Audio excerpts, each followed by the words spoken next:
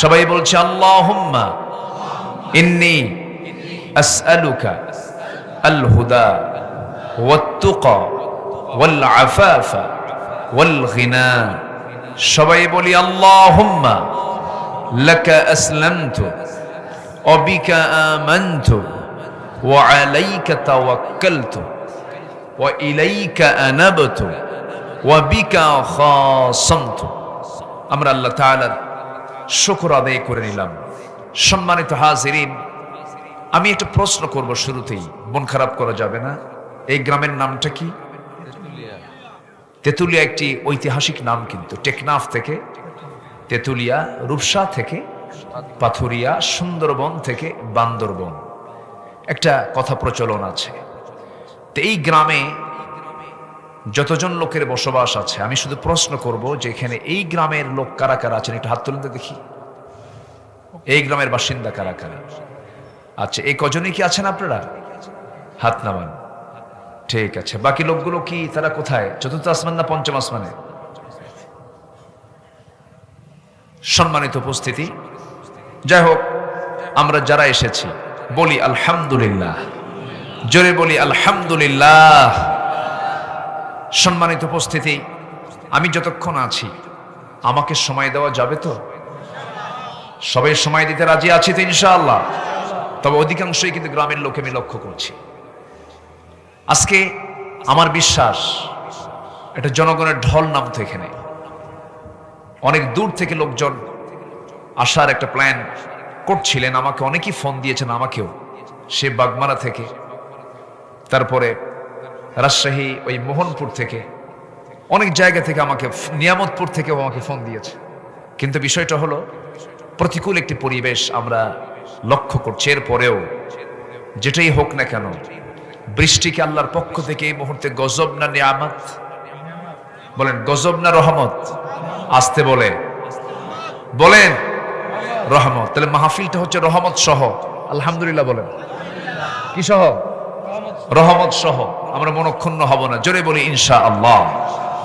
আসুন আমরা এখন সোজা আলোচনার দিকে চলে যাচ্ছি।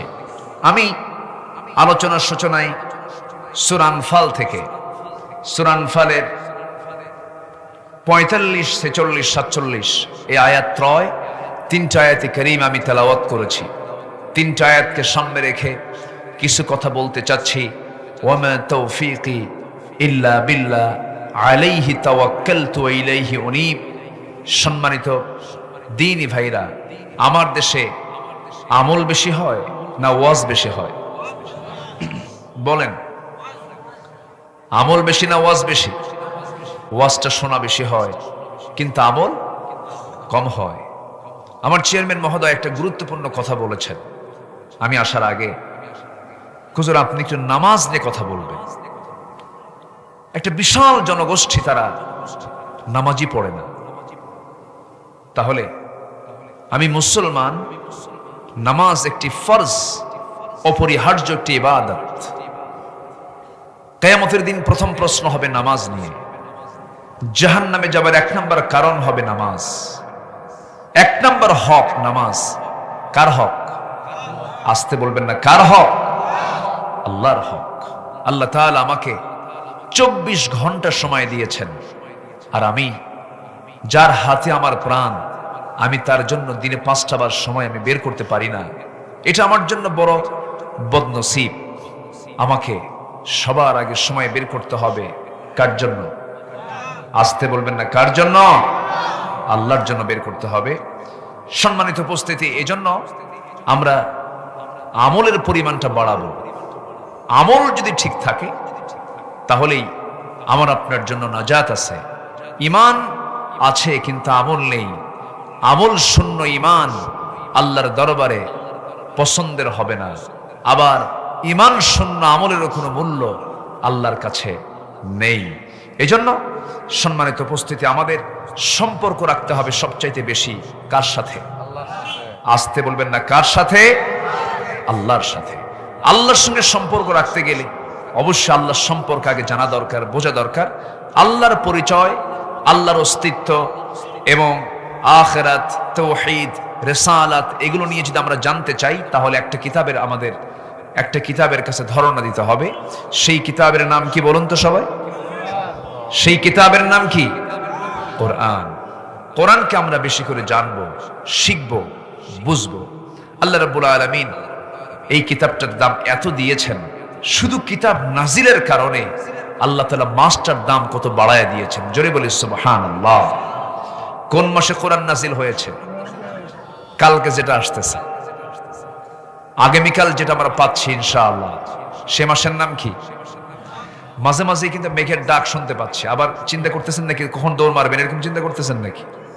আমিও শুনতেছি, সমস্যা নাই। আমি যতক্ষণ আছি আপনাকে ততক্ষণ থাকতে হবে। যদি মেহমান দেখে যদি বাড়িওয়ালা পালায়, তাহলে বলেন এটা কি লক্ষণ ভালো হবে? বলেন তো। আমি মেহমান, আপনি বাড়িওয়ালা, আমি এসেছি, আপনাকে থাকতে হবে, আমাকে সময় দেওয়া যাবে না ইনশাআল্লাহ। যদি খুব প্রতিকূল পরিবেশ দেখে আল্লাহ না করুন, আমরা এমনটা কামনা করি না, আমরা পরিস্থিতি বুঝে আমরা সিদ্ধান্তের দিকে যাব। আমরা কাউকে একটি প্রতিকূল পরিবেশে ফেলে রাখবো না, সব দিকে আমরা খেয়াল করব। তবে আমরা যদি আজকের মাহফিলে যারা এসেছি যদি এরকম মেনে নেই যে যা শুনবো আমল করব, মাহফিল সফল। বলি আলহামদুলিল্লাহ। আমরা শুনবো যা, আমল করব তাই। জোরে বলি ইনশাআল্লাহ। আমার ভাইরা, আল্লাহর সঙ্গে সম্পর্ক সবার আগে তৈরি করতে হবে। আল্লাহর সঙ্গে সম্পর্ক তৈরি করার জন্য একটি মাধ্যম, সেটা হলো আল্লাহকে চেনার জন্য একটি কিতাব আমাকে আপনাকে দেওয়া হয়েছে। এই পৃথিবীর প্রথম মানুষ আদম আলাইহিস সালাম, তিনি কিতাব ছাড়া কিন্তু আসেন নাই, তার কাছেও কিতাব দেওয়া হয়েছে। প্রথম মানুষ আদম আলাইহিস সালাম অশিক্ষিত না শিক্ষিত? বলেন, অশিক্ষিত না শিক্ষিত? শিক্ষিত। আমার পিতা আদম আলাইহিস সালাম ছিলেন শুধু জ্ঞানী না, মহাজ্ঞানী তিনি ছিলেন। তিনি মহাজ্ঞানী ছিলেন। ওয়াল্লামা আদামাল আসমাআ কুল্লাহা। আল্লাহ তাআলা আদম আলাইহিস সালামকে সকল কিছুর নামের শিক্ষা দিয়েছিলেন। পৃথিবীতে যত কিছু নাম আছে, সমস্ত গাছের নাম, প্রাণীর নাম, ফলের নাম, গাছের নাম, নদীর নাম, পাহাড়ের নাম, সব কিছুর নাম আল্লাহ তাআলা আদমকে শিক্ষা দিয়েছিলেন। কিয়ামত পর্যন্ত এত বড় জ্ঞানী মানুষ আর পৃথিবীতে আসবে না। সুবহানাল্লাহ বলবেন না? আমার ভাইয়েরা, সে আদম আলাইহিস সালাম থেকে শুরু করে নিয়ে আমার নবী পর্যন্ত যত নবী পৃথিবীতে এসেছেন, সমস্ত নবীকে আল্লাহ রাব্বুল আলামিন কিতাব দিয়েছেন। সেই একই গতানুগতিক ভাবে আমার নবীকেও দেওয়া হয়েছে সেই কিতাব, আসমানি গ্রন্থ। এই দুনিয়ার যত বই আছে, দুনিয়ার যত কিতাব আছে, সমস্ত কিতাবের ভিতরে ভুল ত্রুটি, সংশয়, সন্দেহ থেকে যাবে। কিন্তু আল্লাহ তাআলা যে কিতাবটা দিয়েছেন, এই কিতাব হলো সমস্ত জ্ঞানের মূল সোর্স। এটা হলো মূল লাইট। এই পৃথিবীতে যত লাইট আছে এর মধ্যে মূল লাইটটা কি? যত আলো আছে, দিনের আলোতে কি দিনের আলো হয় কিসের আলোতে? সূর্যের আলোতে। পৃথিবীর যত আলো আছে, সমস্ত আলোর মূল আলো যেমন সূর্য। পৃথিবীতে যত কিতাব আছে, পৃথিবীতে যত গ্রন্থ আছে, সমস্ত গ্রন্থের মূল গ্রন্থ হলো কোরআন। কোরআন থেকে সমস্ত জ্ঞানগুলো ছড়িয়ে পড়েছে। এজন্য কোরআন দিয়ে সমস্ত জ্ঞান যাচাই হবে, সমস্ত বই যাচাই হবে। বিজ্ঞান দিয়ে কোরআন যাচাই হবে না, বরঞ্চ কোরআন দিয়ে বিজ্ঞান যাচাই হবে। ঠিক কিনা বলেন? আমার ভাইয়েরা, সেই কিতাব যে মাসে নাজিল হয়েছিল, সেই মাসটা আমরা সামনে আমাদের দোরগোড়ায় খুব কাছাকাছি চলে এসেছে। এই রমজানটা আল্লাহ তাআলা এই জন্য দিয়েছেন, আল্লাহ তাআলা চান বান্দার জীবনের গুনাহগুলো মাফ হয়ে যাক। আমি বান্দাকে যেন জান্নাত দিতে পারি, আমি যেন বান্দাকে জান্নাতের মতো বড় নিয়ামত যেন তার হাতে তুলে দিতে পারি। এই জন্য আমি রমজানটা দিয়েছি। আমার বন্ধুগণ, যে ব্যক্তি রমজান পেয়েছে, রমজান মাসের বদৌলতে তার জীবনের গুনাহ মাফ করে নিতে পারে নাই, তার ধ্বংস হয়ে যাক। ফেরেশতা এসে আর রাসূলকে বলছেন, রাসূল আমিন বলে তার রায় দিয়েছেন। অর্থাৎ রমজান মাস এমন একটি মাস যে মাসের মধ্য দিয়ে আমাদের গুনাহগুলো মাফ হবে। জোরে বলি ইনশাআল্লাহ, আরো জোরে বলি ইনশাআল্লাহ। সেই রমজান মাসের দাম এত বাড়লো কেন? এত মর্যাদা কেন বাড়ায় দিলেন? এর মূল কারণটা হলো নবী আল্লাহ তাআলার ঘর, সেখানে কাবা আছে। ইন্না আউওয়ালা বাইতুন উদিআ লিন-নাসি লাল্লাযী বিবাক্কাতা মুবারাকা। আমরা মদিনায় কেন যাই? আমার নবীর কবর সেখানে আছে, সেই জন্য আমরা মদিনায় চলে যাই। আমরা ওযু কেন করি? নামাজের জন্য আমরা ওযু করি। নামাজ আছে, ওযুর দাম বেড়েছে। রাসূলের কবর আছে, মদিনার দাম বেড়েছে। আল্লাহর ঘর কাবা আছে, মক্কার দাম বেড়েছে। ঠিক তেমনি রমজান মাস আল্লাহ তাআলা দিয়েছেন এত বরকতের, কেন? কোরআন তাতে নাজিল হয়েছে। জোরে বলি সুবহানাল্লাহ। কোরআনটা আমরা শিখবো, কোরআনটা আমরা শুনবো, কোরআন শুনবো, বেশি বেশি গান শুনবো। কম শুনবে কে? গান শোনা যাবে? গানের ধারে পাশে যাওয়া যাবে? গতকাল আমার মাহফিল ছিল রাজবাড়ি ফরিদপুর। তো কতটুকু হবে? Half kilo difference. আমার মাহফিল এক জায়গায় হচ্ছে, কোরআনের মাহফিল, আরেক জায়গায় চলছে হলো যাত্রা। সেখানে আবার দেখেন, ভাগ্যিস দেখেন, সেখানকার অতিথি, যিনি মাহফিলের অতিথি, উনি আবার যাত্রা কমিটির অতিথি। কথা কি বুঝতেছেন? এরকম গোল আলু মার্কা লোক তো আমার দেশে খুবই কম। হ্যাঁ, কম না বেশি? বেশি। এই জন্য আলুর দামটাও বেশি, না? আলুর দাম বাড়ছে নাকি? আবার কমছে। কমুক, মুনাফিকদের দাম তো বাড়া যাবে না। সম্মানিত ভাইয়েরা, এমনও লোক আছে আমার দেশে যারা মাহফিল কমিটির সভাপতি হয়, আবার যাত্রা কমিটির সভাপতি হয়। এরকম দ্বিমুখী নীতিতে বিশ্বাসী নেতা নামের কিছু কলঙ্ক আছে না নাই? আসতে বলবেন না, আছে না নাই?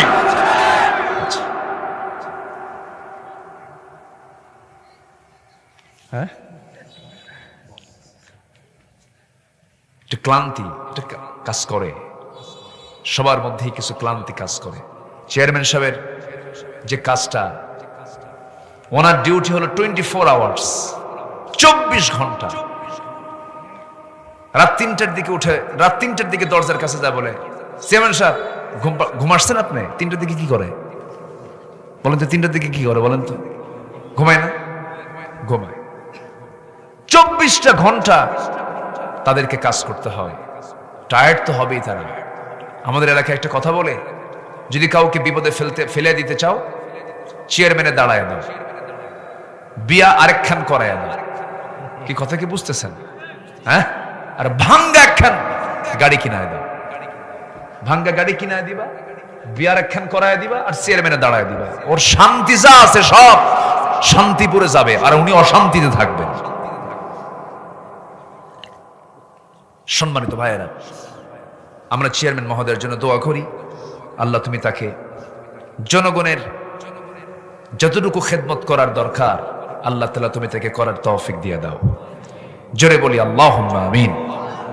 আমার দিকে তাকান, একটু কান লাগাতে হবে। আমরা যা আওয়াজ শুনতেছি শুনি। তাহলে সামনের দিনটা, সামনের মাসটা আসতেছে হলো কোরআনের মাস।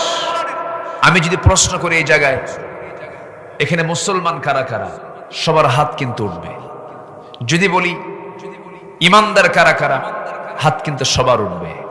যদি বলি জান্নাত পেতে চান কারা কারা, হাত কিন্তু সবার উঠবে। যদি বলি এই কোরআন, যে কোরআনটা আমার আপনার জন্য সুপারিশ করবে, কোরআনটাকে সহি করে শুদ্ধ করে পড়তে পারেন কারা কারা, সবার হাত কি উঠবে?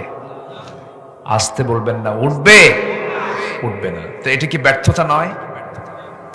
আসতে বলবেন না, ব্যর্থতা নয়, ব্যর্থতা। এটি কি শুধু মান্দার সমস্যা, নওগাঁর সমস্যা, না জাতীয় সমস্যা? বলেন বলেন। তাহলে এই সমস্যার সংকট দূর করার জন্য শুধু আঞ্চলিক উদ্যোগ দরকার, না জাতীয় উদ্যোগ দরকার? কথা বললেই তো দোষী হয়ে যায় আমরা। কথা বললে কি হয়ে যায়? দোষী হয়ে যায়। শিক্ষায় সংযোজন হয়েছে কিছু। বাচ্চাদেরকে নতুন করে শেখানো হচ্ছে কি, মানুষ নাকি আগে বানর ছিল। মানুষ নাকি আগে কি ছিল? বানর ছিল। এই সমস্ত সংযোজন না করে যদি বলা হতো প্রত্যেকটা ভাই ভাতে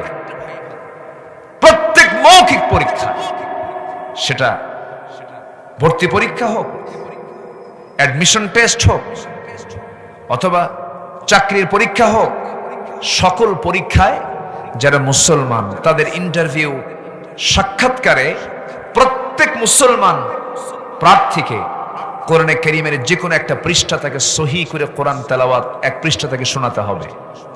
যদি এমনটা কন্ডিশন করে দেওয়া হতো, বাংলাদেশে কোথাও কি কোরআন ভুল করে পড়া, কোরআন না পড়া থাকা কোনো মুসলমান থাকতো?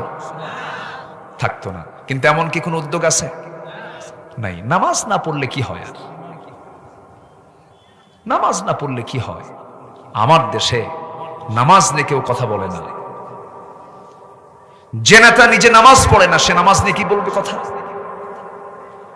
যে নেতৃত্বে নামাজ নেই, যে নেতৃত্বে আল্লাহর হক আদায় নেই, সেই নেতৃত্বের মুখে আমরা জুতা মারি। আসতে বলবেন না, জোরে বলেন ঠিক কিনা?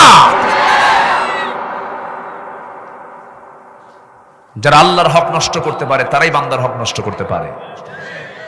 যারা আল্লাহর হক রক্ষা করতে পারে তারা আল্লাহ বান্দার হক রক্ষা করতে পারে। আমার দেশে মানুষ বেশি না চোর বেশি? হ্যাঁ,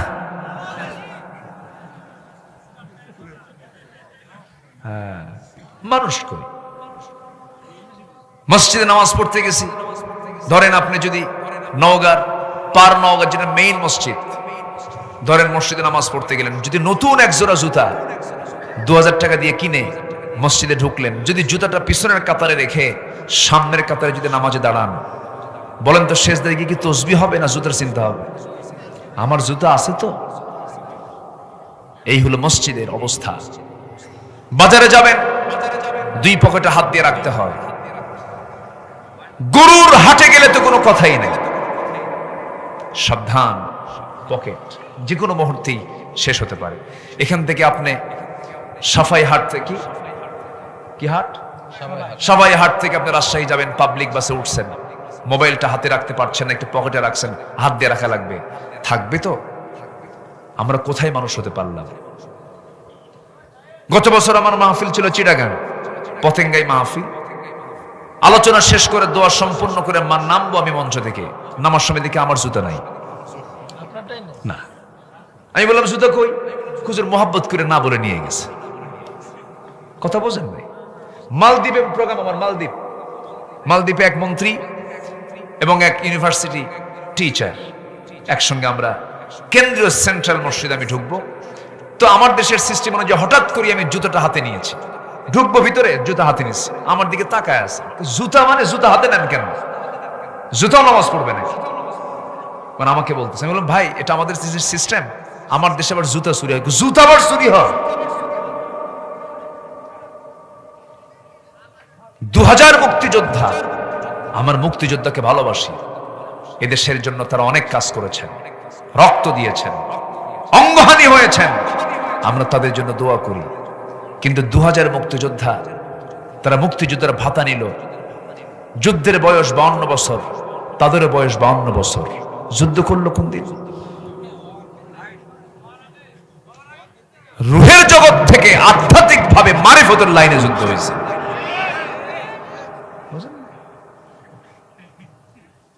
আমরা কতটুকু ভালো হতে পেরেছি? শুধুমাত্র একটা কারণ, আমার দেশে কোনো কিছুর সংকট নেই। আমার দেশের মাটির মতো উর্বর মাটি পৃথিবীর কোথাও পাবেন না।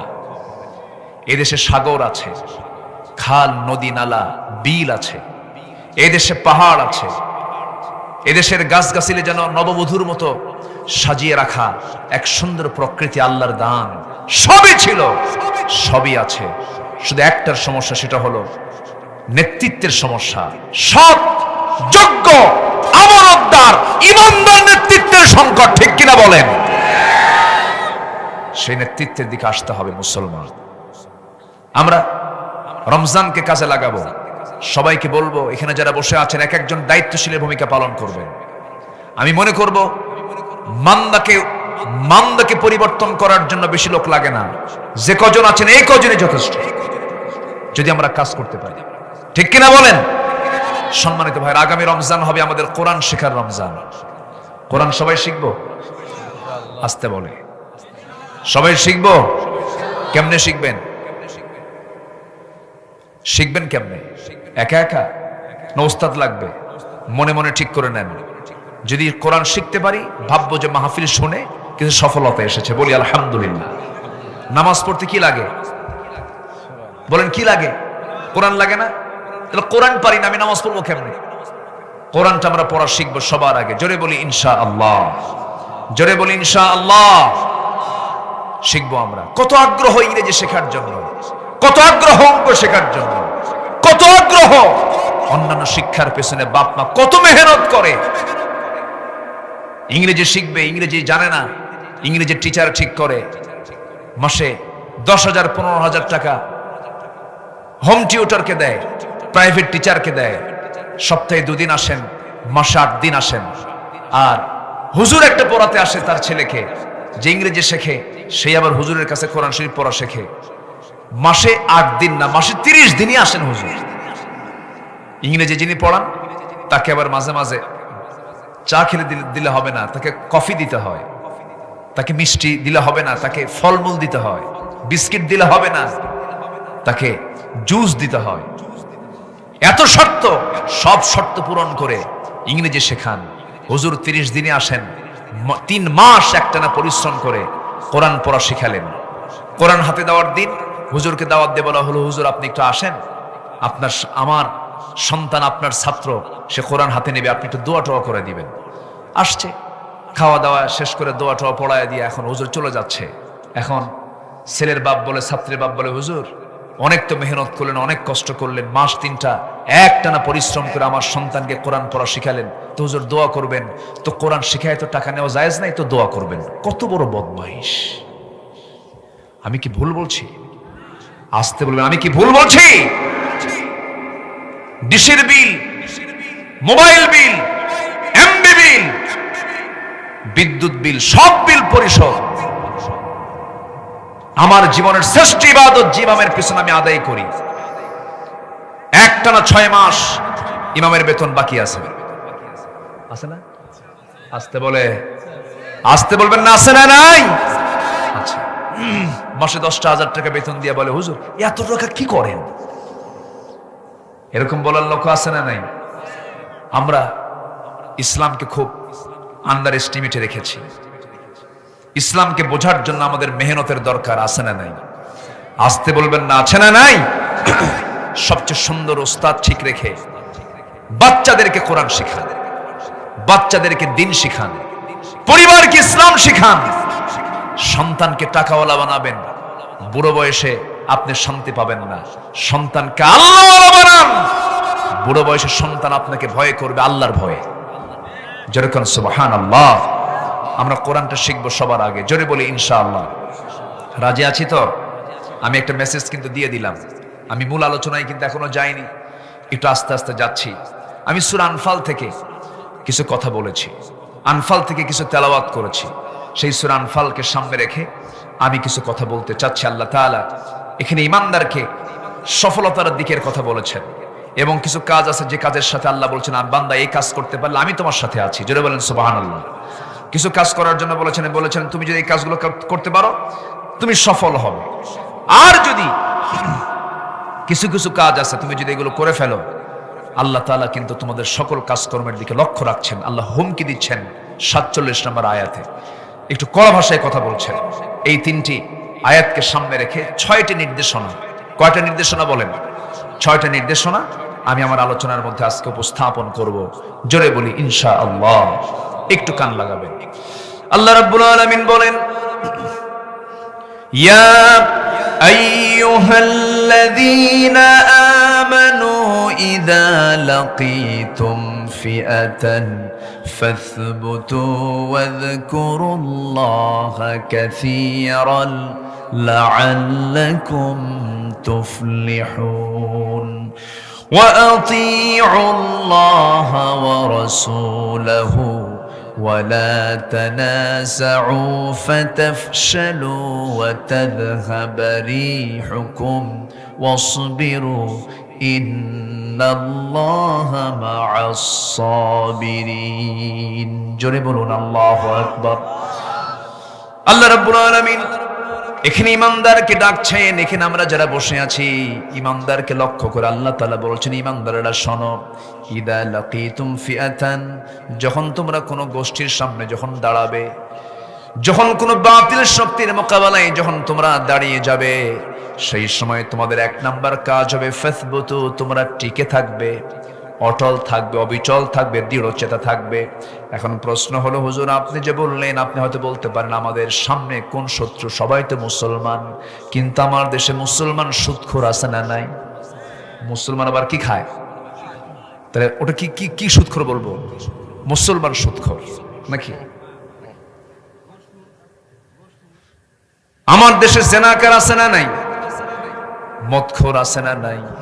মদের কারবার করে, মদের দোকান দেয়, মদের কারবার করে, জেনার কারবার করে, সুদের কারবার করে। আবার হজে যাওয়ার সময় বলে, ভাই আমার তো সকল টাকাগুলো হারাম, বাবা কিছু জমি রেখে গেছিল পৈতৃক সম্পত্তি, বাবার কিছু জমি বিক্রি করে হালাল টাকা দিয়ে হজ করলে কি হজ হবে না? দেখছেন কি চালাকি করে, আছে না নাই? আচ্ছা আমার বন্ধুগণ, তাহলে আপনি যদি সামনে দাঁড়িয়ে যদি বলেন সুদ হারাম, মদ হারাম, জেনা হারাম, এই সমস্ত কথাগুলো যদি বলেন, যারা সুদের কারবার করবে, ঘুষের কারবার করবে, জেনার কারবার করবে, মদের কারবার করবে, মিথ্যা সাক্ষী দেবে, মিথ্যা পথে চলবে যারা, তারা কি আপনার পক্ষে কথা বলবে না বিপক্ষে কথা বলবে? বিপক্ষে কথা বলবে। আপনার সামনে আপনার বাধার প্রাচীর হয়ে দাঁড়িয়ে যাবে। শত্রু আপনি না চিনলেও সে আপনাকে চিনে ফেলবে, যেমন করে আমার রাসূলকে চিনতে পেরেছে। আমার নবীজির দাওয়াত ছিল, আমি চুরি করব না, কাউকে চুরি করতে দেব না, আমি ডাকাতি করব না, কাউকে ডাকাতি করতে দেব না, আমি মদ খাবো না, কাউকে মদ খেতে দেব না, আমি সুদের কারবার করব না, আমি কাউকে সুদ খেতে দেব না। যদি কেউ সুদ খায় আমি তাকে শাস্তি দেব, চুরি করলে আমি তাকে শাস্তি দেব, ডাকাতি করলে আমি তাকে শাস্তি দেব। আমার নবীজির দাওয়াতের মেজাজ নিয়ে যদি আজকেও দাওয়াত দেন, আমার নবীর মতো আমাকে আপনাকেও পিটন খেতে হবে। আমার ভাইয়েরা, আমার বন্ধুগণ, নবীজি যেই সমাজে জন্মগ্রহণ করেছেন সেই সমাজে সুদের কারবার ছিল নিত্যদিনের, জেনার কারবারটাও ছিল। সেই যুগে আমার নবীর জন্ম হলো, যেই যুগে সমস্ত অন্যায় কাজগুলো চলতো। নবী যখন নবুয়ত পেলেন, নবুয়ত পাওয়ার সঙ্গে সঙ্গে আমার নবীজি হকের দাওয়াত যখন দেওয়া শুরু করে দিলেন, রাসূল বললেন জেনার কাজ চলবে না, মদের কাজ চলবে না, সুদের কাজ চলবে না, এই সমস্ত অপকর্মগুলো বন্ধ করতে হবে। আবু জেহেল বলল, মুহাম্মদ শোনো, এগুলোকে বন্ধ করার জন্য তুমি বললে কিন্তু আমি মানবো না। সুদ আমার প্রিয় কাজ, জেনা আমার প্রিয় কাজ, মদ আমার পানির চেয়েও প্রিয়, এমন জাতীয় কথাগুলো যখন বলা হলো, রাসূল বললেন না না, এই সমস্ত অন্যায় কাজগুলো কি কখনো সমাজে চালু রাখা যাবে না। সঙ্গে সঙ্গে আবু জেহেল বলল, মুহাম্মদ শোনো, তুমি আমার ধর্মের বৈধতা দাও, আমি তোমার ধর্মের বৈধতা দিয়ে দেব।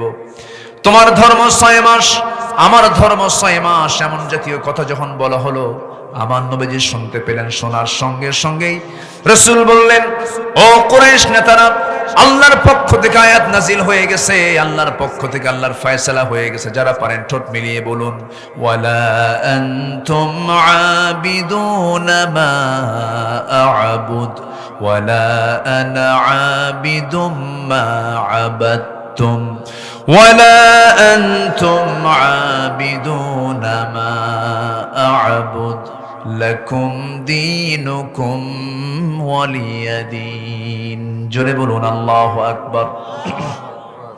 তোমরা যার ইবাদত করো আমি তার ইবাদত করি না, আমি যার ইবাদত করি তোমরা তার ইবাদত করো না। তোমার দিন তোমার কাছে, আমার দিন আমার কাছে। এমন জাতীয় চূড়ান্ত কথা যখন বলা হয়ে গেল, আবু জেহেল মনে মনে চিন্তা করলো, বুঝতে পেরেছে হবে না, মুহাম্মদ তো কথা শুনবে না। আবু জেহেল তার রাষ্ট্রযন্ত্র দিয়া, তার আইনি যন্ত্র দিয়া নবীজির দাওয়াতি মিশনকে স্তব্ধ করার জন্য, নির্মূল করে দেওয়ার জন্য নানা ফন্দে ফিকির শুরু করে দিল। কিন্তু আমার নবীজি এমন বংশে জন্মগ্রহণ করেছেন, তার ফ্যামিলির একটা ঐতিহ্য ছিল। আবু তালেব নবীর পক্ষের মানুষ না হলেও নবীর পক্ষে সারা জীবন তিনি কথা বলেছেন। নবীজি যাকে প্রথম বিয়ে করেছেন, আম্মাজান খাদিজা রাদিয়াল্লাহু তাআলা আনহা, তিনিও সম্ভ্রান্ত ছিলেন, মক্কার সবচেয়ে ধনাঢ্য একজন নারী ছিলেন। এই দুইটা মানুষ বেঁচে থাকাকালীন আবু জেহেল নবীজির গায়ে হাত দেওয়ার পর্যন্ত সাহস পায় নাই, কিন্তু এই দুইজন ব্যক্তি যখন দুনিয়া থেকে বিদায় নিল, সঙ্গে সঙ্গে আবু জেহেল বেয়ারা হয়ে গেল। নবীজির দাওয়াতে দিনকে স্তব্ধ করে দেওয়ার জন্য আইন পর্যন্ত পাশ করে ফেললো। নবীর সামনে সাহাবে কেরাম প্রকাশ্যে আসতে পারে না, বসতে পারে না।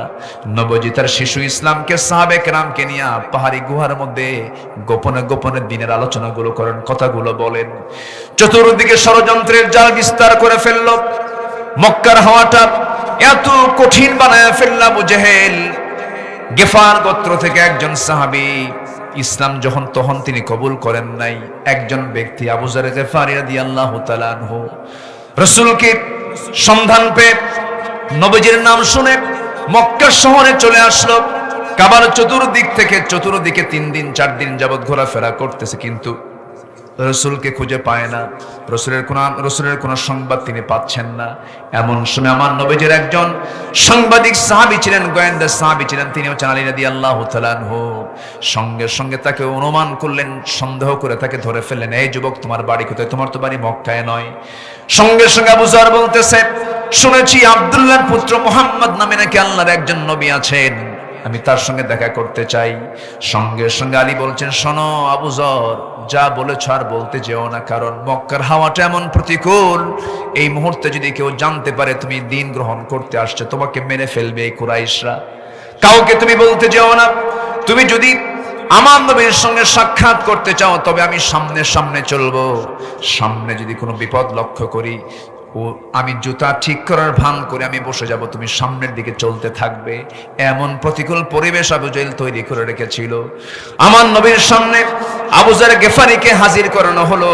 আবু যর গেফারি রাসূলকে দেখা মাত্রই চোখের পানি আটকাতে না পেরে বলতেছে, এত সুন্দর মানুষ কখনো আল্লাহর নবী ছাড়া কেউ হতে পারে না। রাসূলকে দেখা মাত্রই এই আবু যর গেফারি নবীর হাতে হাত রেখে সঙ্গে সঙ্গে বলে ফেললেন, আশহাদু আল্লা ইলাহা ইল্লাল্লাহু ওয়াহদাহু লা শারীকা লাহু ওয়া আশহাদু আন্না মুহাম্মাদান আবদুহু ওয়া রাসূলুহু। হেদায়েতের মালিক কে? আসতে বলবেন না, হেদায়েতের মালিক কে?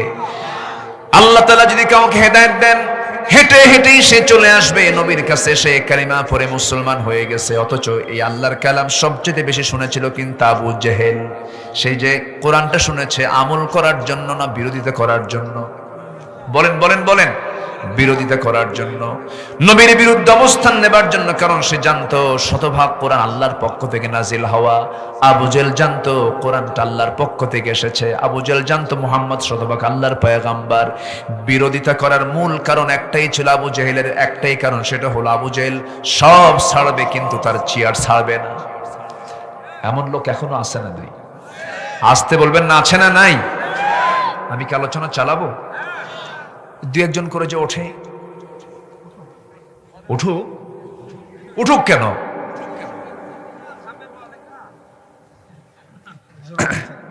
ও চাপ না? ও চাপ আছে। কি চাপ? ও নিম্ন চাপ। আবার কিছু আছে ঊর্ধ্ব চাপ, বিড়ি খাওয়া চাপ। এই চাপও কিন্তু কম না, চাপের শেষ নাই, বহু চাপ। একটু মেহেরবানি করে বসুন। লোকজন তো এমনি বইয়ের আবহাওয়ার কারণে কম। আপনি যদি একটা ফুল চলে যান, বাগানের ফুল যত বাড়ে বাগানের সৌন্দর্য তত বাড়ে। ফুল যত ঝরে যায় বাগানের সৌন্দর্য তত কমে যায়। আপনি যদি বাগানটাকে সুন্দরটা যদি কমায় নিতে চান, এটা আপনার বিষয়। তবে মাহফিল শুনে, কোরআনের মাহফিলে বসে যদি তৃপ্তি না আসে, সেজদা দিয়ে যদি মজা না পাওয়া যায়, আল্লাহর নাম নিয়ে যদি তৃপ্তি না পাওয়া যায়, ভাবতে হবে শয়তান আপনার নফসের ভিতরে মরিচা লাগায় দিয়েছে। এই জন্য মাহফিলে বসে একটু আমরা ধৈর্য সহকারে শুনি না ভাই। কত সময় কত দিকে চলে যায়। রাত 3টার দিকে খেলা, 2টার দিকে উঠে ওযু বানায় তাহাজ্জুদ পড়ে দোয়া করে, আল্লাহ আমার দল যেন জিতে। আমাকে ফোন দিছে একদিন একজন, হুজুর কোনদিন আপনার কাছে কোনো কিছু চাইনি হুজুর, কি সমস্যা কি? হুজুর আমার দলটা যেন জিতে। বদমাইশ তুই আমার কাছে আয়।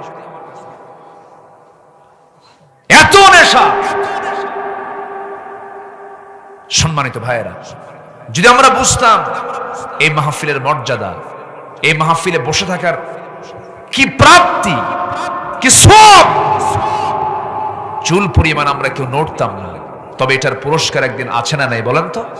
আসতে বলবেন না, আছে না নাই? একটু বসি, কত আসরিতে বসি, কত সময় তো চলে যায়। আসুন না কোরআনের জন্য একটু সময়টা ব্যয় করি, জোরে বলি ইনশাআল্লাহ। সম্মানিত ভাইয়েরা, সম্মানিত বন্ধুগণ, আমার নবীজি সত্যদের মুখোমুখি হয়ে গেলেন। ইদা লাকিতুম ফিআতান ফাসবুতু। কিন্তু আমার নবী কি নড়াচড়া করলেন না দৃঢ় থাকলেন? বলেন, এদিক সেদিক গেলেন না এক পায়ে দাঁড়িয়ে থাকলেন? দাঁড়িয়ে থাকলেন, নড়লেন না কোথাও। ঈমান আনা সহজ, ঈমানটার উপরে টিকে থাকা এতটুকু সহজ নয়। ঈমান যেহেতু এনেছি আমরা, ঈমানকে আমরা প্রশ্নবিদ্ধ করব না। আল্লাহ রাব্বুল আলামিন বলেন, ইন্নাল্লাযীনা ক্বালু রাব্বুনাল্লাহু সুম্মা ইসতাকামু তাতানাজ্জালু আলাইহিমুল মালায়েকা আল্লা তাখাফু ওয়া লা তাহজানু وأبشروا بالجنة التي كنتم توعدون। নিঃসন্দেহে যারা বলবে আমাদের রব হচ্ছেন আল্লাহ এবং এর উপরে যারা টিকে থাকবে, এই কথাটা অত্যন্ত জটিল বিষয়। আমার নবীর শেষ জীবনে যখন তিনি দাড়িগুলো, তার মুখের দাড়িগুলো পাকতেছিল, এমন সময় আম্মা জান আয়েশা বলছেন, ইয়া রাসূলুল্লাহ, আপনার তো দাড়িগুলো পেকে যাচ্ছে, আপনি বুড়ো হয়ে যাচ্ছেন। আমার নবীজি সেই সময় বলছেন, আয়েশা রে, একটা আয়াত আমাকে বুড়া বানায়া দিয়েছে, সেটা হলো ফাস্তাকিম কামা উমিরতা। আপনাকে যা আদেশ করা হয়েছে আপনি তার উপরে ইস্তেকামাত থাকুন, টিকে থাকুন। সুম্মাস্তাকামু, টিকে থাকুন। এই আয়াতটা আমাকে বুড়া বানায়া দিয়েছে, অর্থাৎ দৃঢ়তা থাকা, একটার উপরে স্থির থেকে যাওয়া। হাজারো ঝড় ঝাপটা আসুক, মুসলমান ইসলাম থেকে এক চুল পরিমাণ কখনো নড়তে পারে না। আমার ভাইয়েরা, আমার নবীজি যখন এই চূড়ান্ত কথা বলে ফেললেন, সঙ্গে সঙ্গে নানা রকম ষড়যন্ত্র শুরু হয়ে গেছে। এই আবু যার গিফারি দেখেন, কালেমা যখন পড়লেন, রাসূল বলছেন, আবু যার শোনো, কালেমা পড়েছো, কিন্তু এই কালেমা পড়ার কথা যেন এই মক্কাবাসীর কানে না যায়, মেরে ফেলবে তোমারে। কাউকে বলো না, তুমি তোমার গিফার গোত্রীকে কালেমার দাওয়াত দাও। আবু যার গিফারি রাদিয়াল্লাহু তাআলা আনহু নবীর কাছ থেকে এই সাজেশন নিয়ে সেই কাবার চত্বরে দাঁড়ালেন। দরজার সামনে দাঁড়ায়া মনে মনে চিন্তা করছেন, আহারে, এত বড় মহাসত্য আমি কেমন করে আড়াল করি, আমি কেমন করে গোপন করি। এবার তিনি কি করলেন, সামনে একটা উঁচু জায়গার উপরে দাঁড়িয়ে এবার চিৎকার মেরে বলছেন, আশহাদু আল্লা ইলাহা ইল্লাল্লাহু ওয়াহদাহু লা শারীকা লাহু ওয়া আশহাদু আন্না মুহাম্মাদান আবদুহু ওয়া রাসূলুহু। এই কথা বলার সঙ্গে সঙ্গে আবু যার গিফারি কি সমস্ত কুরাইশরা ঝেঁকে ধরেছে। মৌচাকে ঢিল মারলে যেমন এক ঝাঁক মৌচাক থেকে মৌমাছিগুলো এসে ধরে ফেলে, তেমন ভাবে তাকে ধরে ফেললো। ধরার সঙ্গে সঙ্গে মেরে তাকে রক্তাক্ত করে জমিনে ফেলে দিয়েছে। এখনো মরে নাই, মৃত্যুবরণ করেন নাই তিনি। এত রক্তমাক্ত হয়েছেন, আহত, চরম আহত হয়েছেন। আবু জেহেল এই দৃশ্য দেখা মাত্র দৌড় মেরে এসে সত্য ভঙ্গ করে আবু যরকে সেখান থেকে তুলে নিয়ে প্রশ্ন করছে, যুবক, তোর বাড়ি তো মক্কায় না, তোর বাড়ি কোথায় বল? আমার বাড়ি হলো গেফার গোত্রের, নাম কি আবু যর। সঙ্গে সঙ্গে আবু জেহেল বলছে, কুরাইশরা, তোমরা এই যুবককে আর মারতে যেও না, কারণ এই যুবকটা হলো এমন একটা গোত্রের মানুষ, গেফার গোত্রের মানুষ। আমার বাণিজ্য কাফেলা ওই গেফার গোত্রের পাশে দিয়ে যায়। যদি এই যুবকটা মরে যায়, ব্যবসা বন্ধ হবে। আর মারিস না। তাল ঠিক আছে কি? ঠিক আছে। আবু যার গিফারি হাইয়ান মাজরুহান কোনো মতো বেঁচে থাকলেন। কওমের কাছে গিয়ে দাওয়াত দিলেন। অনেকদিন পর আমার নবীজি একদিন বলছেন, আবু যর, আমি তোমাকে মানা করলাম প্রকাশ্যে, তুমি দাওয়াতের কাজ করতে গেলে কেন? আবু যর বলছেন, হুজুর, আমার কাছে মনে হলে এত বড় সত্যকে আমি কেমন করে আড়াল করি? সত্য প্রকাশ করব, যদি মরিও যাই হাসতে হাসতে শহীদ হয়ে আল্লাহর জান্নাতে চলে যেতাম। জোরে বলি সুবহানাল্লাহ। টিকে থাকতে হবে ঈমানের উপরে। এই মক্কার মাটিতে কে না মার খান নাই? সবাই তো মার খেয়েছেন। নবীজির 23 বছরের জিন্দেগির 13 বছর হলো মদিনায় কেটেছে, মার খেতে গেছে সময় তাদের। প্রথম 13 বছর মার খেয়েছেন, পরের 10 বছর রাসূল মার দিয়েছেন।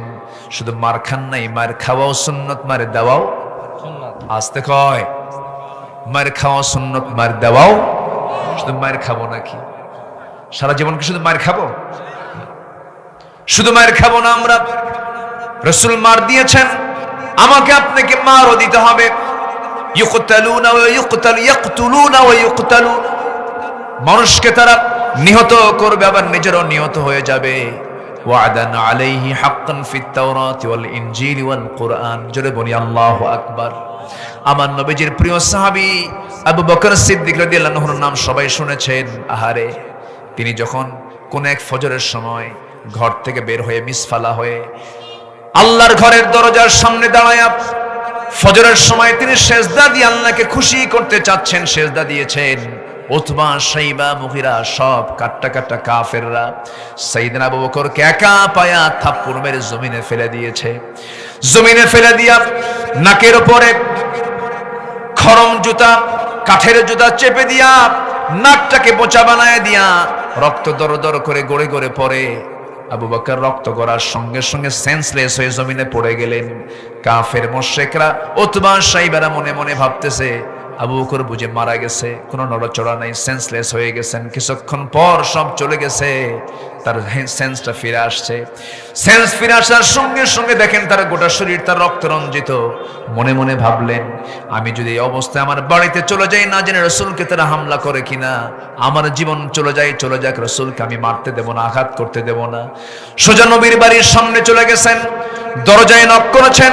দরজায় নক করি রাসূলকে লক্ষ্য করে বলছেন, ইয়া রাসূলুল্লাহ, দরজা তাড়াতাড়ি খুলুন, মক্কার পরিবেশ ভালো না, চোরাগুপ্ত হামলা শুরু হয়ে গেছে, আপনাকে মেরেও ফেলতে পারে, আপনি মেহেরবানি করে তাড়াতাড়ি বের হয়ে আসুন।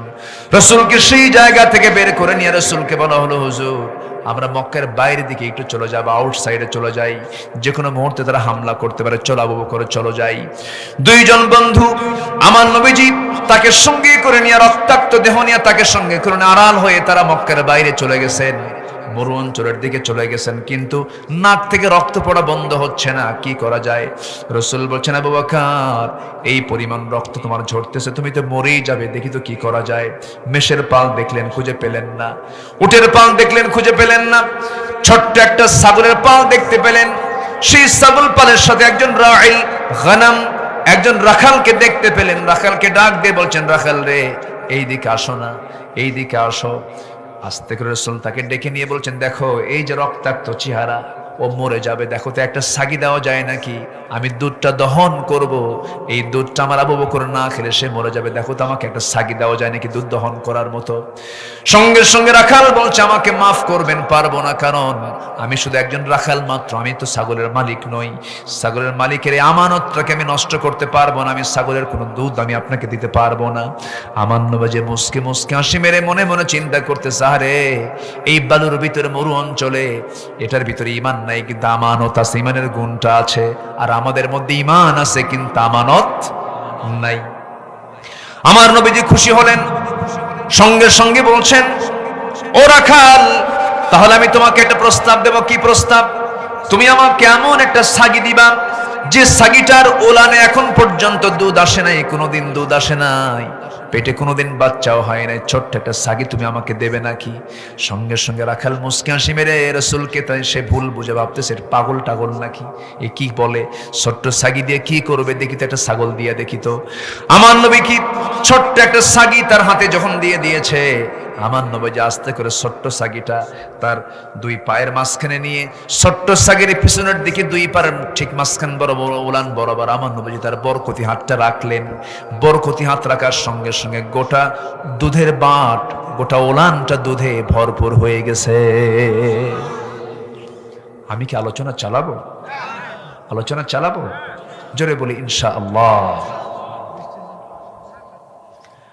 আমার ভাইয়েরা, আমার বন্ধুগণ, রাখাল মনে মনে চিন্তা করে, এ কেমন আশ্চর্য কথা, যার পেটে বাচ্চা আসে না, ওলানে দুধও নাই, কেমন করে দুধ চলে আসলো? নবীজি তার হাতের ছোঁয়া লাগায় দিয়েছেন, তিনি দোয়া পড়েছেন, আল্লাহর কালাম পড়েছেন তিনি। আমার ভাইয়েরা, যে নবীর হাতের ইশারায় আকাশের চাঁদ পর্যন্ত দ্বিখণ্ডন হতে পারে, এমন মুজিজা রাসূলকে কে দিয়েছেন? আসতে বলবেন না, কে দিয়েছেন বলেন? আল্লাহ দিয়েছেন। এবার রাখালকে বলা হলো, রাখাল দুধ তো দহন করতে হবে, একটা বাটি তো আমাকে দাও, একটা বাটি আমাকে এনে দাও। রাখাল চট করে একটা বাটি নিয়ে এসে দিল। আমার নবীজি এই বাটিটা নিয়ে আমার নবীজি দুধ দহন করা শুরু করলেন। আমার নবীজি শুধু এই দুধ দহন নয়, এই ছাগলের দুধ দহন নয়, আমার নবীজির এই প্র্যাকটিসটা আগের থেকেই ছিল। আদম থেকে শুরু করে নিয়ে আমার নবী পর্যন্ত যত পয়গম্বর এসেছেন, সমস্ত পয়গম্বর ছিলেন ছাগলওয়ালা, রাখাল ছিলেন। জোরে কোন সুবহানাল্লাহ। সমস্ত পয়গম্বর রাখাল ছিলেন, আমার নবীও রাখাল ছিলেন। তবে ছাগল সবচেয়ে বেশি চড়াইছেন যে নবী, সেই নবীর নামটা কি বলেন তো? হ্যাঁ, কি সুন্দর করে জবাব দিচ্ছে। জি আলহামদুলিল্লাহ। কোন নবী বলেন তো? মূসা আলাইহিস সালাতু ওয়াস সালাম। তিনি সবচেয়ে বেশি ছাগল চড়াইছেন 10 বছর। কত বছর? 10 বছর। 8 বছর তিনি প্রথমে শুরু করেছিলেন, পরে শুআয়ব আলাইহিস সালাতু ওয়াস সালাম বললেন 10 বছর হলে ভালো হয়। অনেক লম্বা কথা, আমি আর ওইদিকে যাব না। ছাগল হচ্ছে এমন একটা প্রাণী, যে প্রাণীটা সবচাইতে শান্ত প্রাণী, তাই না? হ্যাঁ, বাঁকা। ছাগল যদি একবার ব্রেক মারা পর্যন্ত, যদি সামনের দুটা পা কোনো মতো যদি মাটির ভিতরে গেড়ে দিয়ে যদি বসে, আর যদি বলে তুই যা, আমি যাব না, দৌড়ে ছেড়বে, আপনি যাবেন, কিন্তু মাগা ছাগল যাবে না। এই ছাগল পালার দায়িত্ব দেওয়া হয়েছে এমন নবীকে, যে নবীর রাগ সবচাইতে বেশি। কে? মুসা। খুব রাগে ছিলেন। রাগের ঠেলায় তাফসীর এসেছে, তার চুলগুলো খাড়া হয়ে টুপি ভেদ করে বের হয়ে যেত, এত রাগ ছিল। এবং মালাকুল মউত জান কবজ করার জন্য তার কাছে আসছে, এসে বলতেছে, আনা মালাকুল মউত, তোমার জান কবজ করার জন্য আসছে, তাই এদিকে আসো। কাছাকাছি আসছে, মারছে থাপ্পড়, এক থাপ্পড়ে শীত হয়ে পড়ে বলে, আল্লাহ, কার কাছে গেছিলাম, উল্টা জান তো আমারই কবজ। এই হচ্ছে মূসা আলাইহিস সালাতু ওয়াস সালাম। আল্লাহ তাআলা এই মূসাকে এত সম্মান দিয়েছেন। আমার রাসূল একদিন বলছেন, সাহাবীরা, হাসরের ময়দানে সবাই সেন্সলেস হয়ে থাকবে, প্রথম হুশটা আমার ফিরবে। হুশ ফেরার পর আমি দেখব আমার ভাই মূসা আল্লাহ তাআলার আরশ আজিম তিনি ধরে আছেন। মানে উনি বুঝাচ্ছেন যে আমার ভাই মূসার দাম কম না। জোরে বলে সুবহানাল্লাহ। এক নবী আরেক নবীর প্রশংসা করেছেন। এটাই তো আলেমদের, নবীদের সৌন্দর্য ছিল। কিন্তু আজকে কি এক আলেমকে আরেক আলেমের প্রশংসা করে? এখন কথা বললেই তো অনেক দূর চলে যায়, তাই না? কি বলবো আমি, চিন্তা করা যায়। শয়তান একদিন মার্কেটিং এ বের হইছে, কোন এক পয়গম্বর তাকে দেখে বলছে, এই শয়তান কোথায় যাও আজকে? কে যাচ্ছি, কয়েকটা প্রোডাকশন নিয়ে যাচ্ছি, প্রোডাক্ট নিয়ে আমি বাজারে আজকে মার্কেটিং করব, বাজারজাত করব। কি নিয়ে যাচ্ছ? জুলুম। আর কি নিচ্ছ? কৃপণতা। আর কি নিচ্ছ? হিংসা। এগুলো কারা কারে দিবা? জুলুম দেব যারা শাসক, ওরা যেন জুলুমটা বাড়ায় দেয়। তাহলে মার্কেটিং এখন শয়তানের কি হেরে গেছে না জমজমাট? বলেন বলেন, জমজমাট। আচ্ছা, এরপরে বলা হলো কৃপণতা কাকে দিবা? যারা সবচাইতে ধনী তাদেরকে দেব। মূলত কৃপণ হয় কারা বেশি বলেন তো? বলেন বলেন, ধনী মানুষ। তাহলে শয়তানের মার্কেটিং আছে না নাই? আছে। নাম্বার 3 বলা হলো হিংসাটা কাকে দিবা? কেটে দেব একটু আলেমদের ভিতরে। কার মধ্যে বলেন তো? যারা জ্ঞানী মানুষ তাদের মধ্যে দেব। আজকে যদি বাংলাদেশ লক্ষ আলেমের দেশ, লক্ষ হাফেজের দেশ, লক্ষ মসজিদের দেশ, অসংখ্য মাদ্রাসার দেশ, সকল হিংসার বিষবাষ্প না ছড়িয়ে সমস্ত আলেম ওলামা যদি আজকে একটা প্ল্যাটফর্মে এসে বাতিল দুর্গে যদি আঘাত হানত, সমস্ত বাতিল শক্তি সব বঙ্গোপসাগরে হাবুডুবু খেত। ঠিক কিনা? সম্মানিত ভাইয়েরা, সম্মানিত বন্ধুগণ, তাসলিমা নাসরিনের মতো এক জাহান্নামের কীট, সে কি বলে জানেন? সে বলে, তোমাদের নবী মুহাম্মদ মদিনার মাটিতে পৌঁছে গেছে, গলে গেছে। এই সমস্ত কথাগুলো সে মানে টাইমলি বিভিন্ন সময় বিভিন্ন ইস্যুতে এই সমস্ত কথাগুলো সে ছড়িয়ে বেড়াচ্ছে। তারও কিছু আওলাদ, তারও কিছু সাগরিদ আমার দেশে আছে না নাই? আসতে বলবেন না, আছে না নাই? রসুলকে নিয়ে, ইসলামকে নিয়ে, কোরআনকে নিয়ে কথা বলে। শোনোর একটি কথা, আমাকে গালি দিবে আমি সহ্য করব, আমার বাপকে গালি দিয়ে আমি সহ্য করব, কিন্তু ইমানের দাবিতে আমার আল্লাহকে যদি কেউ গালি দেয়, রসুলকে যদি কেউ বাজে কথা বলে, কোরআন নেই ইসলাম নেই যদি কেউ কোনো কটূক্তি করে, আমার ইমান রক্ষার জন্য আমার এটাই করতে হবে, সবচাইতে চূড়ান্ত ভাবে মোকাবেলা করতে হবে ওই বাতিল শক্তির আমাদের, ঠিক কিনা? সেই জায়গায় ছাড় দেওয়া যাবে না। আমার নবীর পরে কোনো নবী আছে? কিন্তু আমার দেশে আমার নবীর পরেও কিছু ভণ্ড নবীর উম্মত আছে না নাই? ভণ্ড নবুয়তের দাবি করেছিল, তাদের কিছু আওলাদ আছে না নাই? তাদের প্রচার কার্য চলতেছে, তাদের ব্যাপারেও অনেক কিছু চলছে। আজ আমাদের শেষ কথা একটাই, আমাদের ইমান রক্ষার্থে যদি আমাদের বুকে তাজা রক্ত যদি বিলিয়ে দিতে হয়, সব দিয়ে দেব, ইমান দিতে পারবো না। সবাইকে রাজি আছেন? এটা হাত উঁচু করে দেখেন মুসলমান।